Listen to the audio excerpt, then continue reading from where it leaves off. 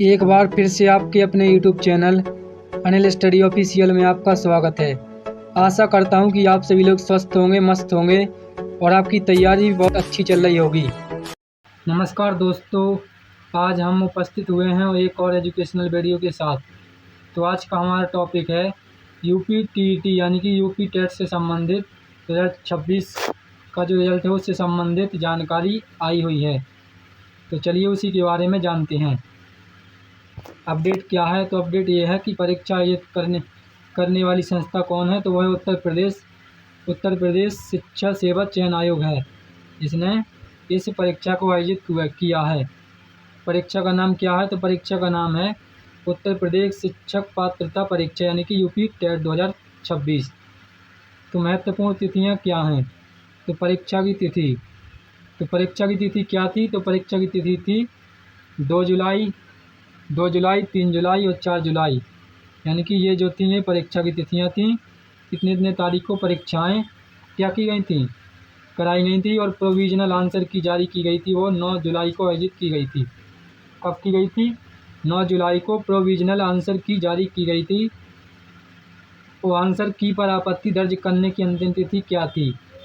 तो आंसर की पर आपत्ति दर्ज करने की अंतिम तिथि थी 14 जुलाई, यानी कि कल तक अगर आपको किसी भी क्वेश्चन में आपत्ति है तो उस पर आप आपत्ति दर्ज कर सकते हैं। तो उसकी जो अंतिम तिथि थी वह 14 जुलाई थी। और OMR सीट जांचने की अंतिम तिथि क्या है, यानी कि समय सीमा क्या है? तो 20 जुलाई तक OMR सीट की जांच हो जाएगी। यह 20 जुलाई तक अंतिम तिथि को किया गया है। क्या किया गया है? 20 जुलाई 2026 तक OMR सीट को जांच कर पूरी प्रक्रिया कर ली जाएगी। इसके बाद संभावित रिजल्ट तिथि, तो संभावित रिजल्ट तिथि क्या रहने वाली है? तो जुलाई 2026 का अंतिम सप्ताह या अगस्त 2026 का पहला सप्ताह है, यानी कि यह संभावना जताई जा रही है कि रिजल्ट जो आएगा वह जुलाई के अंतिम सप्ताह में आ सकता है या अगस्त के पहले सप्ताह में रिजल्ट आ सकता है। कापी जांच एवं रिजल्ट प्रक्रिया, आयोग ने OMR सीट की जांच 20 जुलाई 2026 तक पूरी करने का लक्ष्य रखा है, यानी कि आयोग ने OMR सीट को जांच करने की जो डेट रखी है वह 20 जुलाई 2026 तक पूरा हो जाएगा, यानी कि पूरा लक्ष्य कर लेंगे। इसके बाद मूल्यांकन कार्य पूरा होने के बाद डेटा फीडिंग शुरू की जाएगी। जब आपकी जो OMR सीट जांचने की प्रक्रिया हो जाएगी तो इसके बाद मूल्यांकन का कार्य पूरा हो जाएगा और उसके बाद आपका ऑनलाइन डाटा फीड किया जाएगा। इसके बाद मेरिट लिस्ट तैयार की जाएगी।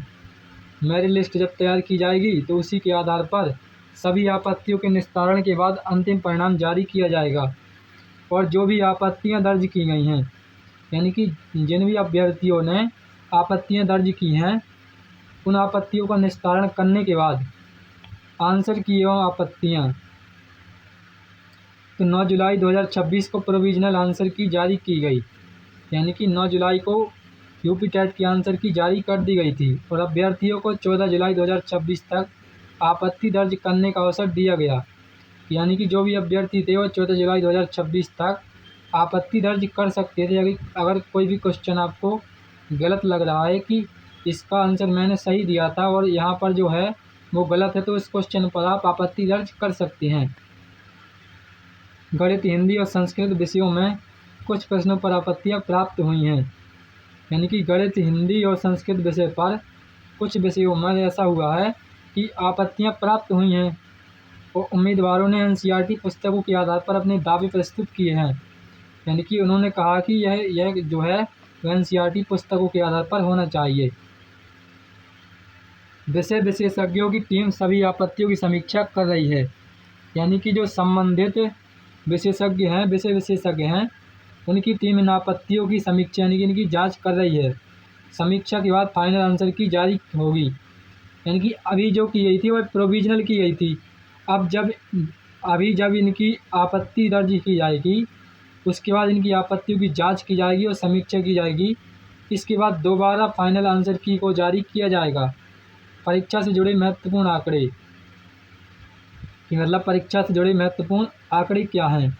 तो कुल आवेदन जो हुए थे, मतलब कि कुल आवेदन हुए थे 19,94,661 अभ्यर्थियों ने क्या किए थे, आवेदन किए थे। और परीक्षा में शामिल अभ्यर्थी यानी कि जो परीक्षा में उपस्थित हुए थे वह 17,70,70,714 अभ्यर्थी जो थे वह परीक्षा में शामिल हुए थे। और इसका उपस्थिति का जो प्रतिशत था वह कितना था, तो उपस्थिति का प्रतिशत था वह 88.77% था। यानी कि आप इस प्रकार देख सकते हैं कि 19,94,661 लोगों ने यह फॉर्म भरा था, यानी कुल आवेदन हुए थे। और आपका 17,70,714 लोगों ने ही इसको दिया है, किसको, पेपर को दिया है। अगर आप इस प्रकार से देखेंगे तो आपका 11 में से 4 गया तो 7 बचा। इसके बाद यहाँ पर वर्गेगा आपका 4 और यहाँ पर वर्गेगा 9 वर्गेगा। इसके बाद वर्गेगा यहाँ पर 3 वर्गेगा। यहाँ पर वर्गेगा आपका 1 और 1 वर्गेगा। फिर यहाँ पर वर्गेगा आपका 2। तो लगभग आपका 2,13,967 अभ्यर्थी ऐसे थे जिन्होंने यह परीक्षा नहीं दी है, यानी कि वो लोग इस परीक्षा को देने के लिए उपस्थित नहीं हुए हैं। इसके बाद परीक्षा केंद्र एवं ज़िले। तो परीक्षा केंद्र कितने थे, तो 955 परीक्षा केंद्र थे। और 60 जिलों में क्या हुए हैं, तो 60 जिले में परीक्षा केंद्र को निर्धारित किया गया था। रिजल्ट से पहले क्या होगा, तो रिजल्ट से पहले जो होता है वह आपका पहले OMR शीट की जांच पूरी होगी, फिर प्राप्त जो आपत्तियां होगी उसकी समीक्षा होगी, उसके बाद आपकी फाइनल आंसर की जारी होगी दोबारा। यह केवल और केवल प्रोविजनल आंसर की थी। जब आपकी आपत्तियों की जांच की जाएगी तो उसके बाद ही आपकी फाइनल आंसर की जारी की जाएगी।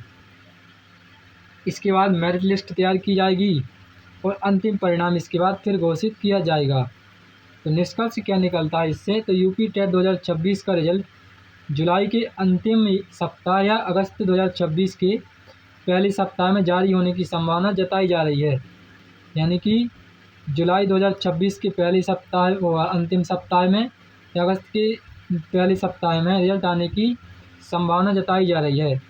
अभ्यर्थी आयोग की आधिकारिक वेबसाइट पर नियमित रूप से अपडेट देख सकते हैं। यानी कि यूपी टेट से संबंधित यानी रिजल्ट से संबंधित जो भी आधिकारिक वेबसाइट है उस पर आप अपडेट देख सकते हैं। फाइनल आंसर की जारी होने के बाद रिजल्ट घोषित किया जाएगा।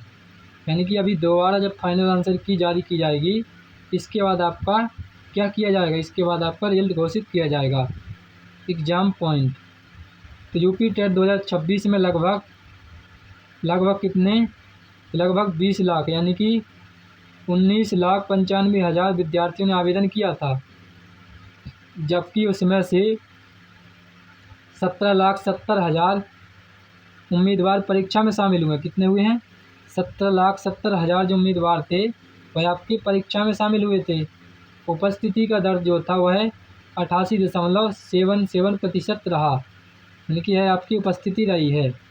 तो आशा करता हूँ कि आप सभी लोगों को यह जानकारी पसंद आई होगी। इसी प्रकार की बेस्ट एजुकेशनल वीडियो के लिए हमारे चैनल को सब्सक्राइब करें और वीडियो पसंद आया हो तो वीडियो को लाइक शेयर कमेंट करें। तब तक के लिए धन्यवाद। मिलते हैं नेक्स्ट वीडियो में।